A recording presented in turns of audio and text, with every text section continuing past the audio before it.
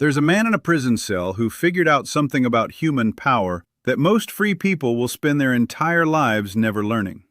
He had nothing, no possessions, no future he could count on.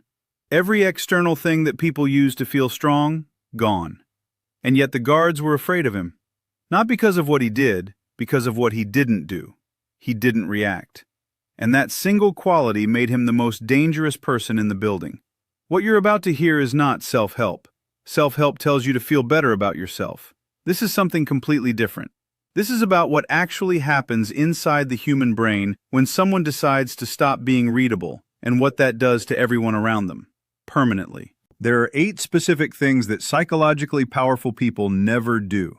Not because they read it somewhere, because at some point something happened that forced them to learn it. And once they learned it, they could never go back to operating the way everyone else does. By the time this is over, you won't be able to either. But before we get into the first one, I need to tell you about a psychological experiment that changed how researchers think about social dominance. And the result was so unexpected that the lead researcher asked his team to run it 3 more times because he didn't believe what he was seeing. Keep that in mind, we'll come back to it. Because the result of that experiment explains something about human behavior that will completely reframe how you see every social interaction you've been in for the last 10 years. Let's start here. Every single person you've ever admired for their presence, their calm, their ability to walk into a room and immediately shift the energy without raising their voice or making a single dramatic move. Every single one of those people has something in common. Not confidence, not intelligence, not charisma. Something far more specific. They stopped leaking. Here's what that means.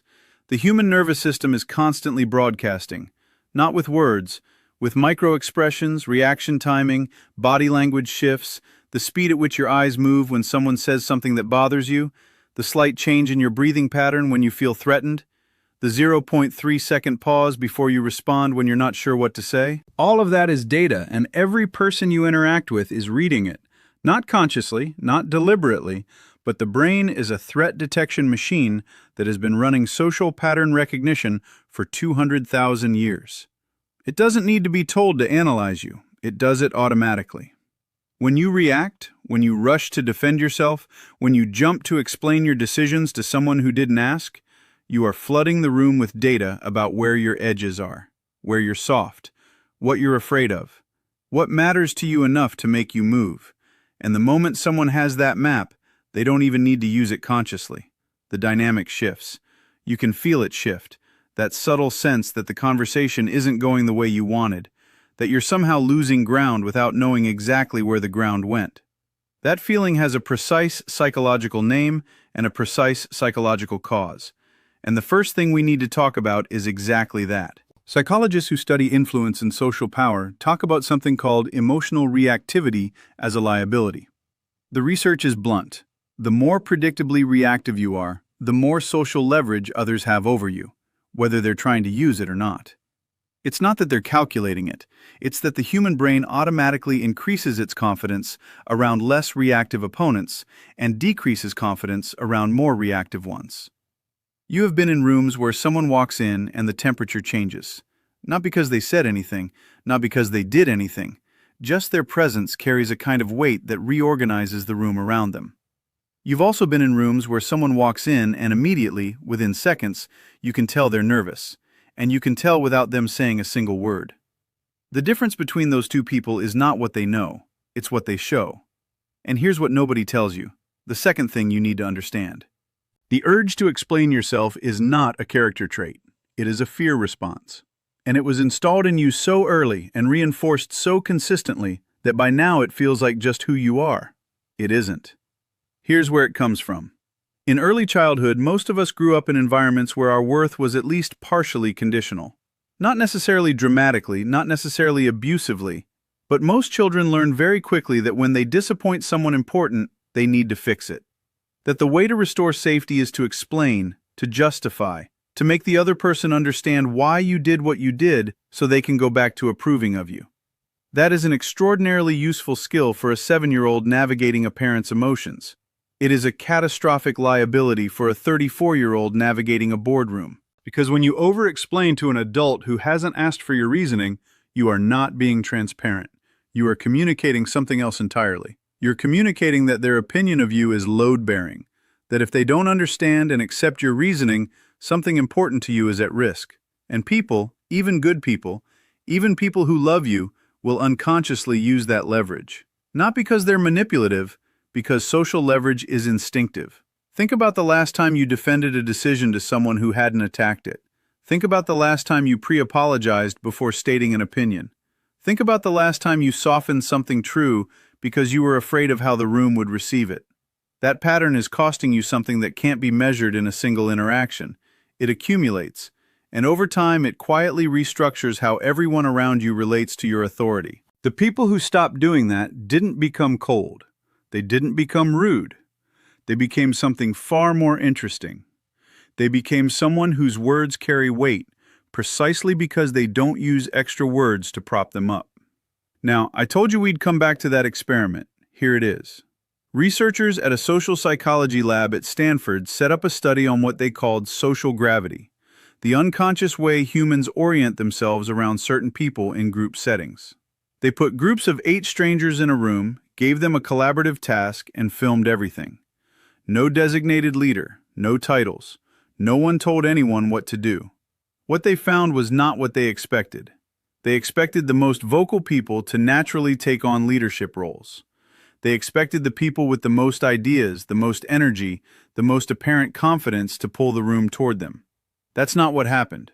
The people who ended up with the highest social gravity in the room, the ones everyone else subtly oriented toward, made more eye contact with, deferred to without being asked, were consistently the ones who spoke least and reacted least. Not the quietest in terms of personality, but the ones whose reactions were the most measured, the most deliberate, the most unhurried. The room bent towards stillness, not noise. That result was so counterintuitive that they ran the study 4 times with different groups. Same result every time. The brain reads stillness as authority, not because stillness performs authority, because authority at its biological root is the absence of threat response, and a person without a visible threat response reads to the ancient brain as someone who has nothing to fear. Now, here's where it gets darker, and this is the third thing. Most of the reactions that are controlling your life right now are not responding to what's actually happening. They're responding to what happened before. A version of this situation that ended badly once, maybe years ago, maybe in a context that has nothing to do with your life right now. Neuroscientists call this predictive processing. Your brain doesn't wait for reality to unfold and then respond to it. Your brain makes a prediction based on every similar past experience stored in memory and triggers the emotional response to that prediction before the reality has even finished happening. You are frequently having emotional reactions to things that don't exist yet and may never exist at all. Someone sends you a short message with no punctuation and your chest tightens before you've even formed a thought. A silence in a conversation goes 2 seconds too long and your brain has already written 3 different catastrophic interpretations of what that silence means. Someone looks at you a certain way in a meeting, and by the time you're driving home, you've reconstructed their expression into evidence of something. But here's the thing, your brain chose that interpretation from a menu. It always does. And the menu it chooses from is built from your most emotionally charged memories, not your most accurate ones, not your most recent ones, your most charged ones, the ones that hurt the most, the ones that made you feel the most unsafe. This means your emotional reality is, in a very literal neurological sense, based on a story your brain is writing in real time using old data, and then presenting to you as objective truth. The gap between that story and what's actually happening is where your freedom lives. And the people who learn to find that gap, to hold it open even for a second or two, become nearly impossible to destabilize. Because they've stopped reacting to the movie playing in their own head and started responding to the actual scene in front of them. That sounds simple. It is not easy. But there's a specific way to build it, and we're going to get there. First, there's a 4th thing that almost nobody talks about because it sounds uncomfortable in a culture that constantly tells you to express yourself, share yourself, be yourself loudly and visibly. Your attention is not neutral. It is a signal of value. And right now, you are almost certainly distributing it in ways that are quietly destroying your social position. Here's the mechanism. The human brain is wired to assign importance based on what other brains treat as important. This is called social proof of relevance. When you respond to something immediately, when you drop what you're doing to react, when you let something clearly and visibly affect you, you have just told every brain in the room, and your own brain, that this thing matters, that this person has power, that their words carry enough weight to move you. When you don't respond? When you are genuinely unmoved, or when you choose the timing of your response rather than letting the other person choose it for you, the dynamic reverses. You have communicated, without a single word, that what just happened did not rise to the level of requiring your full attention, and that communication is more powerful than anything you could say in response. There's a reason the people who are hardest to manipulate are never the ones who argue back the most aggressively. The aggressive response is still a response. It still tells the other person that they got in. The hardest people to manipulate are the ones who seem to receive the attempt with the same mild, almost bored acknowledgement they'd give to weather. Oh, it's raining. Noted. Moving on. Now I want you to think about someone in your life right now. And I know this is going to land for someone watching this. Someone whose behavior consistently bothers you. Someone whose opinion you give far too much mental real estate to. Someone whose texts you check more often than you want to admit. Someone whose approval you've been quietly chasing for longer than you'd like to acknowledge. That dynamic exists not because of who they are. It exists because of the signal you've been sending them, continuously, about how much they matter. Every reaction is a deposit into their account. Every explanation is an investment in their opinion. Every time you adjusted your behavior to manage their feelings, you reinforced the architecture of that dynamic. And that architecture can be dismantled. Not through a confrontation, not through a dramatic speech, through the quiet, consistent withdrawal of reactions that were never serving you anyway. This brings us to the fifth thing, and this one is the deepest cut. The people in your immediate environment are quietly setting the ceiling on who you become, not through what they say to you, through what they model as normal. Human beings are the most sophisticated social mimics that have ever existed. We don't copy people deliberately, we absorb them. Their vocabulary seeps into yours. Their way of interpreting setbacks starts to feel like common sense. Their comfort with mediocrity, if that's what's present, begins to feel like wisdom. Like maybe your ambition was naive. Maybe you were being unrealistic. Maybe this is just how life works. It's not dramatic, it's atmospheric, like pressure. You don't feel it, it's just always there, shaping everything. Social psychologists have studied this for decades. The conclusion is always the same. The single greatest predictor of long-term trajectory, not talent, not circumstances, not opportunity, is the habitual social environment. The room you're in most often. The conversations you have most consistently. The emotional baseline of the people you return to at the end of every day. Now here's the uncomfortable question you need to ask yourself honestly. If you adopted the exact beliefs, habits, emotional patterns, and level of ambition of the 5 people you spend the most time with right now, where would you end up? If their ceiling became your ceiling, what would your life look like in 5 years? If that question doesn't produce a clean, confident answer, you already know what needs to change. This doesn't require drama. It doesn't require burning relationships. It requires something harder, actually.